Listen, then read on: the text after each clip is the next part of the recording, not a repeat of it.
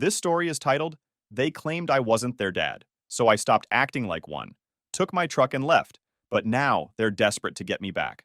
Hey everyone! Before we jump into today's video, I need your help. We've noticed the channel is losing some traction, and subscribing is one of the best ways you can support us. It's quick, free, and it helps us keep bringing you awesome content. Your support means the world. Let's keep this channel growing together. Thanks so much. Now let's start the video.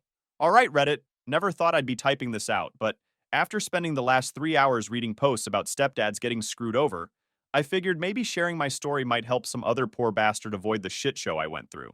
Warning, this is going to be long AF and probably full of typos, because I'm running on zero sleep and typing this on my phone in my truck. I'm 41, male now. Been driving trucks since I was 23. Started with nothing but a CDL and a dream of owning my own rig someday. Worked my ass off, lived in that truck, saved every penny until I could buy my own Peterbilt.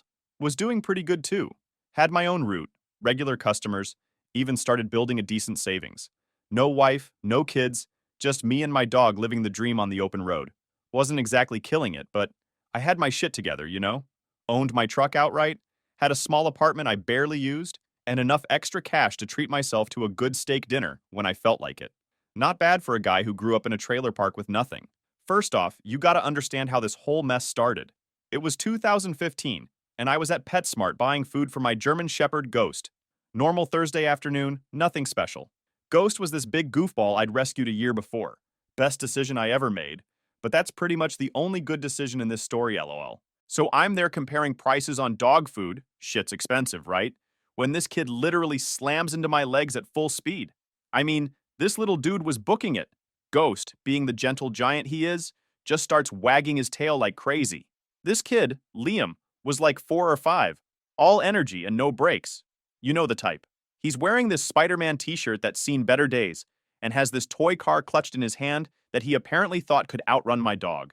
Behind him comes this woman looking absolutely done with life, pushing a stroller with a baby in it. That was Mia and little Amy. Mia looked like one of those moms you see in movies who's trying to hold it together, but is one spilled sippy cup away from losing it. Dark circles under her eyes, messy bun, the whole attitude.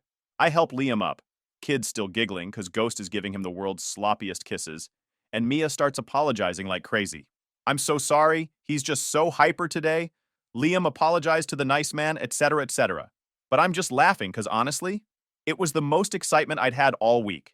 Being a trucker means a lot of lonely hours on the road, so random kid attacks are actually a nice change of pace, LMAO. Turns out they were there because Liam was begging for a pet snake. Hell no, according to Mia. And Amy needed to look at the fishies, or she wouldn't nap. We got to talking. You know how it goes. Making small talk while a hyperactive kid tries to convince your dog to be his new best friend. That's when I noticed her Marine Corps widow pin on her purse. Didn't say anything about it at first, but man, it explained a lot. Found out later her husband James died in Afghanistan about a year before. Real hero type. Bronze Star, the whole deal. Left behind a 4-year-old boy who could barely remember him, and a baby girl who'd never know him. Now, I'm not going to sit here and pretend I didn't notice Mia was pretty. She was, but that's not what got me. It was watching her try so damn hard to keep it together. Like when Liam asked if the snake could sleep in Daddy's old room, and her voice cracked just a tiny bit when she said no. Or how she was counting out exact change for dog treats, because you could tell money was tight. Ghost sealed the deal, honestly. This dog, who usually takes forever to warm up to people, was letting Liam climb all over him like a jungle gym. Even little Amy in her stroller was giggling every time Ghost would gently lick her hand. Mia joked that it was the first time she'd seen Amy smile at a stranger in months. I did something stupid then. Offered to let them walk Ghost with me around the store, while we looked at pets they definitely weren't getting. Mia was firm on the no snake rule, and honestly, good call. Liam was over the moon, holding Ghost's leash, with me right there, obviously, and Mia actually relaxed a little. We ended up exchanging numbers. For doggy playdates, she said, half joking, but I think we both knew what was up. Looking back now, sitting in my truck with Ghost's gray muzzle on my lap, I wonder if he knew. That dog always was smarter than me. He loved those kids right away, but every time Mia came around, he'd get this look. Not growling, nothing aggressive, just watchful. Should have paid more attention to that. But you know what they say about hindsight being 20/20 and all that bullshit. Guess your dog can't protect you from your own stupid decisions, even if he tries. Anyway, those first few months after meeting Mia were, Man, I don't even know how to describe them. Started with those doggy playdates we talked about. I'd bring Ghost to this little park near their apartment complex, and Liam would literally vibrate with excitement every time he saw us pull up in my truck. Kid loved that truck BTW. Thought it was the coolest thing ever that I drove a monster truck. It's just a regular Peterbilt, but try telling that to a 4-year-old LOL. Here's where I made my first mistake. Started adjusting my routes to be home more. Any trucker reading this knows that's basically throwing money away. But there I was, turning down good long-haul jobs to take local routes so I could be around for stuff like Liam's t-ball games and Amy's doctor appointments. Mia was struggling bad with money. Never asked directly for help, but you could see it. Apartment was always freezing in winter because she was saving on heat. Kids wearing clothes that were a bit too small. One time I noticed Liam's shoes were literally held together with duct tape. So yeah, I stepped in. What else was I gonna do? Bought Liam new shoes. Kid cried when I got him light-up ones. Fucking broke my heart. Started accidentally bringing over extra groceries. That kind of thing. Mia tried to refuse at first, but you try saying no when your kid's jumping around in his first new shoes in months. Got serious pretty quick after that. Started staying over more and more. Ghost loved it.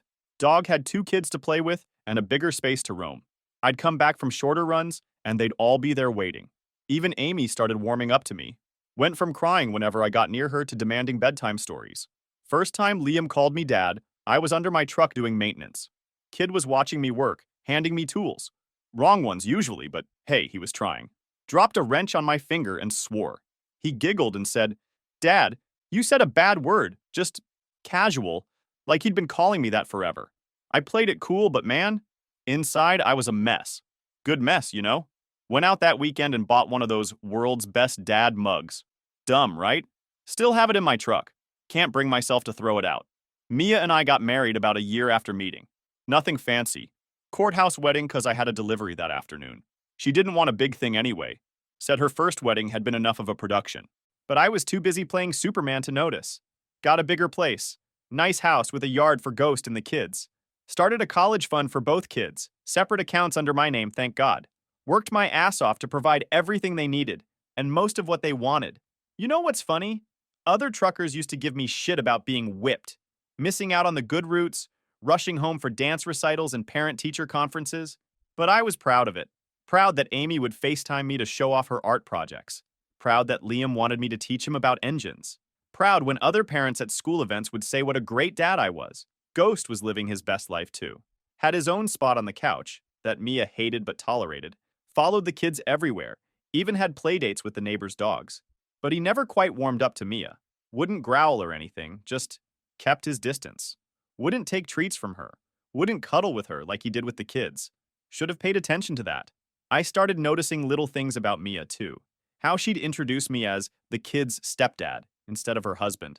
How she kept a picture of James, her late husband, on her nightstand, but wouldn't put up any photos of our wedding.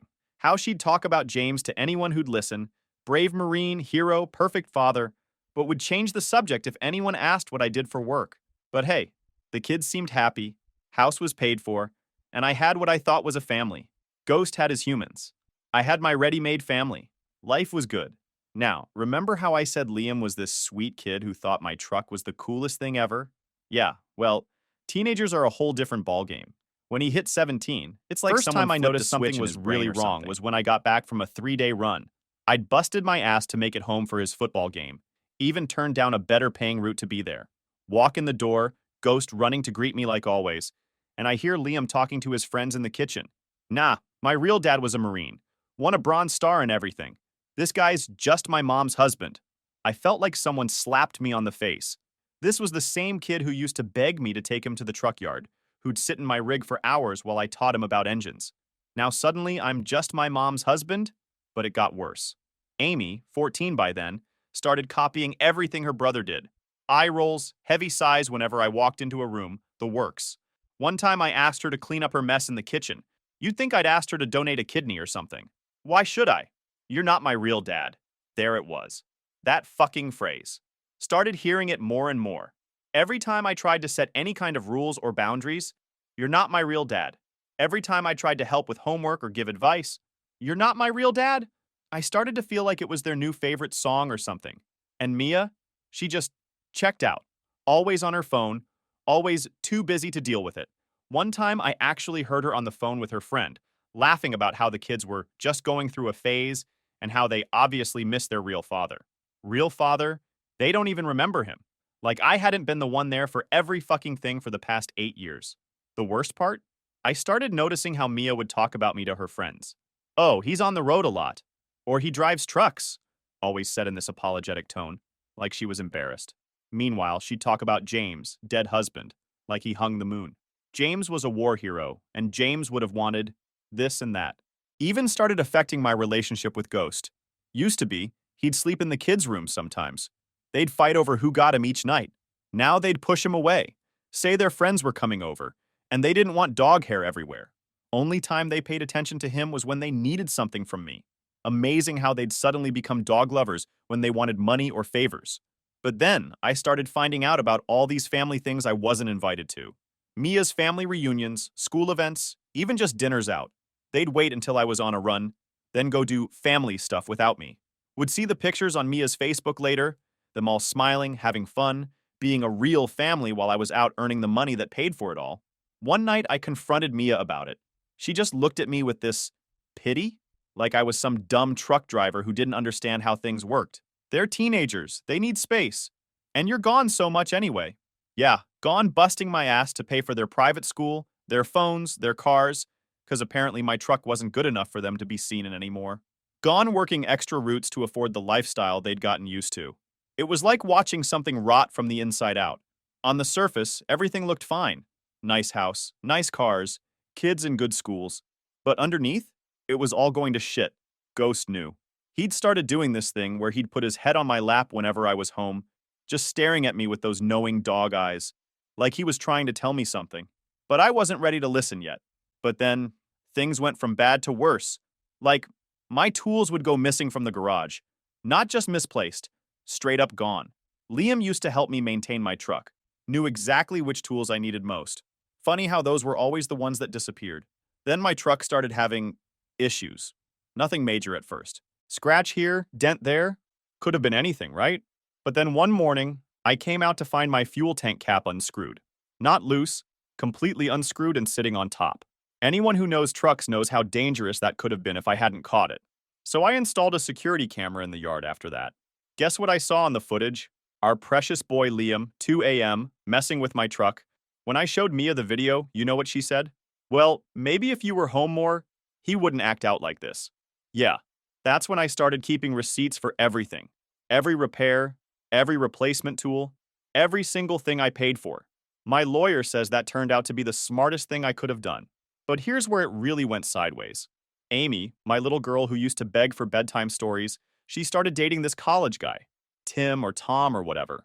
Real piece of work. Trust fund baby type who drove a BMW his daddy bought him. Didn't think much of it at first. Not my business who she dates, right? Then I noticed she's not wearing the necklace I got her for her 16th birthday anymore. The one she swore she'd never take off. Found out later she told her friends it was embarrassing because it came from a truck stop. It was from Tiffany's, by the way. Worked overtime for 2 months to afford it. One night, I'm at home between routes, and I hear Amy and Mia talking in the kitchen.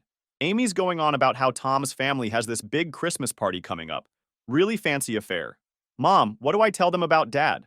My ears perk up, thinking maybe, just maybe, she's worried about explaining her stepdad's job. Nope. Just tell them what I always do, honey. That your father was a Marine who died serving his country. Didn't even lower their voices. Didn't care if I heard. I was sitting right there in the living room with Ghost, and they just acted like I didn't exist. Ghost growled. First time I'd ever heard him growl at family. Mia jumped, tried to play it off with a laugh. Oh, that dog's getting so moody in his old age. Nah, Mia. Ghost just finally stopped pretending, same as me. But the final straw is when I found out they had a whole-ass Thanksgiving dinner while I was on a run. Not just them, Mia's whole family, some of the kids' friends, even a few neighbors. Saw the pictures on Facebook. They'd set up in my backyard, used my grill, that I hadn't been allowed to use in months because the smoke bothers Amy's allergies, and acted like one big happy family. And the caption under the photo said, "So thankful for family. Missing James extra hard today. I was out there driving through a fucking snowstorm to deliver emergency supplies, missing my family, and they're playing house pretending I don't exist. I had enough that night, sleeping in my truck with Ghost. Didn't even bother going inside when I got home. I started making plans. Called my buddy Rich, who's a lawyer. Started gathering documents. Took screenshots of everything. But I still wasn't ready to pull the trigger. Still thought maybe there was something worth saving. What a fucking idiot I was. But you know what's funny about life? Just when you think things can't get more fucked up, the universe finds a way to prove you wrong. That day started normal enough. Just finishing up a long haul from California, looking forward to surprising Amy for her 21st birthday. Didn't know I was the one in for a surprise. So I was pushing through because Amy's birthday was coming up, and even though things were shit, I still wanted to be there. Had this whole thing planned, was gonna surprise her, had a Tiffany bracelet I'd been saving up for months to buy her, got home early for once. It's like 6 p.m., sun's still up. I see all these cars parked around our house. Nice ones, BMWs, Mercedes, that kind of shit. Figured maybe Mia was having one of her fancy friend gatherings she never invited me to. Ghost starts acting weird the moment we pull up. Normally, he's excited to get home, but this time he's just tense. Should have listened to him right then and there. I go around back because that's where all the noise is coming from. And there it is. Full-blown party in my backyard. Catering, fancy dresses, the works. And right in the middle of it all is Amy, holding hands with Trust Fund Tom. It was a whole engagement party that they didn't tell me about. But here's the thing that really got me. I'm standing there, gift box in my hand, and I hear this old lady, Tom's grandmother found out later, asking about Amy's family. "Oh, what does your father do, dear?" Now, I'm thinking maybe, just maybe, after all these years, Amy might acknowledge me. Shit, even my stepdad's a truck driver would have been something. Amy, wearing this fancy designer dress that I know Mia couldn't afford, looks this old lady right in the eye and says, "My father was a Marine. He died in Afghanistan when I was a baby. He was a hero." Mia's standing right there, nodding along, proud as can be. And then she adds, "James would be so proud of the woman Amy's become. He always wanted her to marry well." Marry well. Like being a working man who provided for their family for 15 years wasn't well enough. Then Tom's dad starts talking about the wedding plans. Big church wedding, country club reception, all that fancy shit. Then he says something about father of the bride traditions. Amy doesn't even hesitate. "Oh, my Uncle Steve, Mia's brother, will be standing in for my dad. He was my dad's best friend in the Marines." Fucking Steve, who I've literally never seen contribute a damn thing to Amy's life except showing up drunk to Christmas and telling war stories about James. I must have made some kind of noise because Ghost lets out this low whine. That's when they finally notice me standing there. The look on Amy's face, not shame, not guilt, just annoyance. Like I'd ruined her perfect moment by existing. Mia tries to play it off. "Oh, Jacob, you're home early. We were just..." But I'm not listening anymore. I'm looking at my house, my backyard, the party being paid for with my money. Found out later Mia used my credit card for the catering. Celebrating my daughter's engagement, and I'm not even supposed to exist. The bracelet box feels like it weighs 1,000 pounds in my hand. Ghost is pressed against my leg, doing that thing where he's trying to protect me, but also comfort me at the same time. Tom's mom, trying to be polite I guess, asked who I am. Before anyone can answer, I just turn around and walk away. Get in my truck, Ghost jumps in, and we leave. Spent the night at a truck stop about 50 miles away, just sitting there with Ghost, both of us staring at nothing. That night, I called Rich, my lawyer buddy, told him it's time. He just said, "Finally. I've had the papers ready for months." Honestly, after that engagement party bullshit, something in me just broke, or maybe fixed itself, depending how you look at it. Spent that whole night in my truck with Ghost, going through old photos on my phone, pictures of Liam's first baseball game, Amy's dance recitals, all that family stuff I thought we had. But here's something most people don't get about trucking. It's not just some dude driving a big rig down the highway. It's a fucking business. Contracts, accounts, assets, the whole 9 yards. And while Mia and the kids were busy looking down their noses at the simple trucker, I was running that business like a goddamn CEO. That house they were living in my name. The cars they drove, my name. The credit cards Mia used to pay for that fancy engagement party, all in my name. Even the utilities were under my company's name because of some tax thing Rich set up years ago. But I played it cool, kept driving my routes, kept paying the bills, kept acting like nothing was wrong. Even sat through dinner one night where Amy and Mia were talking about wedding venues that cost more than my first truck. Just nodded along, playing the dumb trucker they thought I was. Meanwhile, Rich and I went through everything. Bank statements, property titles, credit card bills, all of it. Found some interesting shit too. Like how Mia had been writing checks to her brother Steve, the stand-in dad, from my business account. Or how Liam had been using my credit card to buy parts for his car that somehow ended up on his friend's ride. The best part? Mia never signed any prenup, but she also never put her name on anything important. She thought not taking my last name meant she was keeping her independence or some shit. Actually meant she had no legal claim to my assets. Rich laughed his ass off when he realized that. You know what really gets me, though? While all this is going down, they're still acting like I'm the bad guy. Liam's still messing with my truck. Caught him on camera again, trying to sugar the gas tank this time. Amy's still playing the poor, fatherless bride card to Tom's family. And Mia's still running her mouth to anyone who'll listen about how her first husband was such a hero. One night, I'm sitting in my study doing paperwork, running my own fleet now. Got 2 other drivers working for me. And I hear them in the kitchen. They're laughing about something, and Mia goes, "Well, at least the wedding will be paid for." It's not like he knows how to hide money. He's just a trucker. Ghost, who'd basically moved into my study with me at this point, looks up at me like, "You hearing this shit, Dad?" I just patted his head and kept working on transfer paperwork with Rich. What they didn't know is that I'd been moving money around for months. Legal-like, all above board. Rich made sure of that. But strategic. Setting up new accounts, redirecting business income, canceling credit cards, and creating new ones they didn't know about. Even started a whole new LLC for my growing fleet. The day everything was ready, I took Ghost for a long walk. Had to think about what I was about to do. Wasn't just about revenge. It was about taking back what was mine. My dignity. My self-respect. My life. You know what finally convinced me? Saw Amy showing off her engagement ring to her friends in the backyard. Big fancy thing that probably cost more than most people make in a month. She's going on about how she's finally going to have a real family once she marries Tom. That night, I made one last call to Rich. Do it. The plan we'd spent months putting together was finally going into motion. And let me tell you something about patience. You ever watch one of those nature documentaries where a predator just waits patiently, letting their prey think everything's fine until the perfect moment to strike? That was me that Tuesday morning. Told Mia I was heading out for a 3-day run the night before. She probably thought I was off being a good little trucker, earning more money for precious Amy's wedding. Hell, Liam was probably already planning what part of my rig to fuck with next. What they didn't know? I was parked just an hour away at my buddy's yard, watching everything unfold through the security cameras I'd installed. And boy, what a show it was. The lawyer Rich timed everything perfectly. The courier showed up right as Mia was having her morning coffee. 3 thick envelopes, each one a different kind of fuck you. Should have seen her face when she opened that first package. Divorce papers. But not just any divorce papers. We're talking a whole goddamn manuscript of their bullshit. Security footage of Liam's little vandalism hobby. Bank statements showing Mia treating my business account like her personal piggy bank.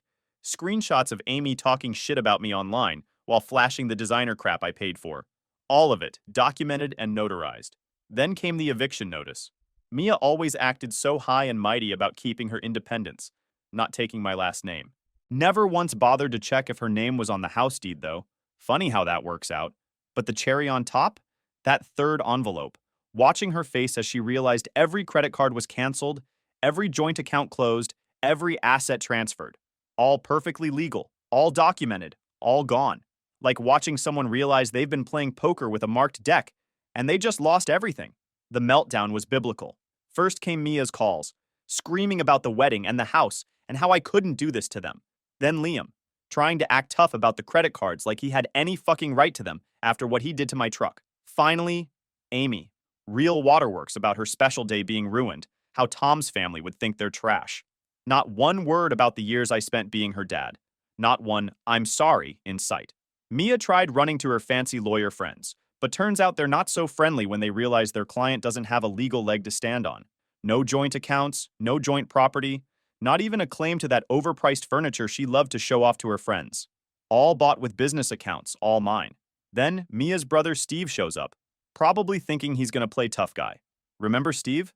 The stand-in dad for Amy's wedding? Yeah, he wasn't so tough when my lawyer's associate served him with a cease and desist and a restraining order. Turns out threatening someone who keeps receipts isn't such a smart move. By sunset, Mia's crying to anyone who'll listen, Amy's playing victim on social media, and Liam's still making threats about my truck. Thanks for the written evidence, genius. But here's the best part. I made sure everyone knew why. Rich helped me put together a nice little information package for all their fancy friends and Tom's family. Everything laid out nice and neat. The vandalism, the theft, the lies about being a grieving military family while living off my work. Even threw in some choice recordings of them mocking my job. Tom's family? Old money types, real proper. They didn't take too kindly to finding out their future in-laws were a bunch of grifters. That fancy country club wedding suddenly got fucked up. The next few days I got hundreds of messages, threats, begging, guilt trips, you name it. I didn't answer a single one. Just sat in my truck with Ghost, watching karma do its thing through my phone screen. Drove by the house a week later, moving trucks in the driveway. Guess reality's a bitch when it finally shows up. Now sitting here by the lake where Ghost and I used to take the kids fishing. Ghost's sprawling out in the grass next to my chair, probably dreaming about chasing rabbits or stealing my breakfast sandwich like he did this morning. Been a year since everything went down, and sometimes I still can't believe how much has changed. Funny thing about hitting rock bottom, once you start climbing back up, you realize maybe you needed the fall to appreciate the view. Take my business, for example. Remember those 2 drivers I mentioned? Now there's 6 of us, all running solid routes, all trucks paid for. Amazing what you can do with your money when it's not being bled dry by people who see you as an ATM with legs. Couldn't keep the old house, though. Too many ghosts, and I don't mean the 4-legged kind. Found a smaller place near my truck yard instead. Got a big fenced yard where he can run, a garage where I can work on my trucks in peace, and most importantly, no drama walking through the door every night. People keep asking me about them. Guess everyone loves a good train wreck, right? Mia ended up moving in with her hero brother Steve. Funny how his heroic spirit dried up when she actually needed help. Last I heard, she's answering phones at some dental office. Turns out, just a trucker wasn't such a bad provider after all. Liam's working at his uncle's tire shop now. College wasn't so appealing once daddy's money stopped flowing. Kind of ironic, kid who thought manual labor was beneath him is now changing tires for a living. Life's got a sense of humor, I'll give it that. And Amy? That fairy tale wedding crashed and burned. Trust fund. Tom's family had some concerns about their precious son marrying into a family with questionable values. Their words, not mine. They offered to bankroll a smaller ceremony, but Princess wouldn't have it. She's slinging plates at some chain restaurant now, living back with Mia. That Tiffany bracelet I bought for her birthday? Sold it. Got Ghost an orthopedic bed instead. Best trade I ever made. The messages still come sometimes. Mia's essays about how I destroyed the family go straight to Rich's evidence folder. Amy tried the I miss you dad routine on my birthday. Funny how that word only matters when they need something. Liam? Radio silence. Good. You know what's weird though? I don't feel anything for them anymore. No hate, no love, just nothing. But life keeps rolling. Fleet's growing. Got good people working with me who actually respect what we do. Got a date next weekend too. Owns a diner on one of my regular routes. She's got her own business, her own life, and get this. She actually thinks what I do is something to be proud of. Ghost gave her the paw of approval, which is really all the review I need. And you know what? After all this, I realized something important. Being a provider doesn't make you a father, and being a father doesn't mean being a doormat. Sometimes the family you think you're building is just a house of cards, and sometimes Ghost just dropped his ball in my lap for the 100th time. The only family you need is the one that's been lying at your feet all along. Ghost is giving me that look now, the one that says, "Enough with the heavy stuff, Dad. Let's play." Think I'll take his advice. After all, he's been right about everything else. Edit 1. Ghost says thanks for all the love. He's currently snoring in his fancy new bed, living his best life. Final edit. To everyone fighting their own battles, it gets better. Keep your dignity, document everything, and never let anyone shame you for honest work. Ghost and I have an early route tomorrow, so we're signing off. Remember, sometimes losing a fake family is worth finding yourself.